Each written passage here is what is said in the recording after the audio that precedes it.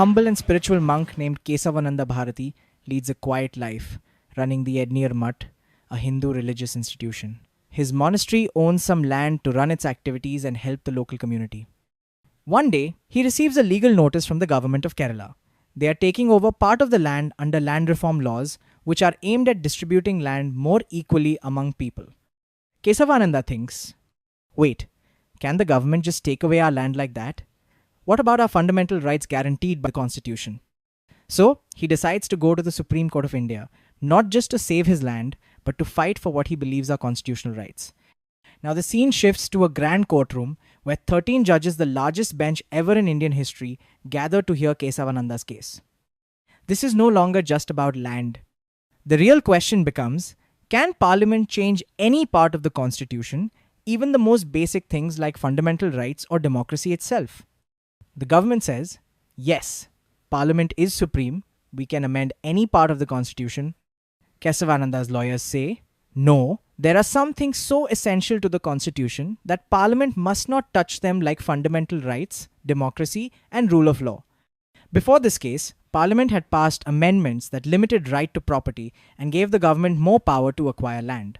In earlier cases, like Golaknath versus State of Punjab, the court had said Parliament could not take away fundamental rights. So Parliament passed new amendments to overrule those judgments and claim full power to amend anything. That's why this case became so huge. It was about the soul of the Constitution. The judgment day, the 24th of April 1973, after months of intense arguments and drama, the Supreme Court delivers its historic judgment. Verdict: a compromise.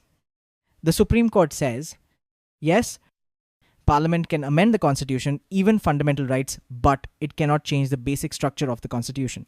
This becomes known as the Basic Structure Doctrine, a shield to protect the Constitution from extreme changes. What's included in the basic structure? Supremacy of the Constitution, rule of law, separation of powers, fundamental rights, judicial review, democracy, federalism, and more as future courts decide. Though Kesavananda Bharati lost his land in the end, his case saved Indian democracy from possible dictatorship. He unknowingly became a hero who protected the Constitution for generations to come. The end or a new beginning? The Kesavananda Bharati case became the guardian case of the Indian Constitution. Even today, when the government tries to change laws or the Constitution, courts look at the basic structure to make sure the change doesn't break the core of our democracy. Moral of the story: even a humble monk standing up for his rights can shape the destiny of a nation.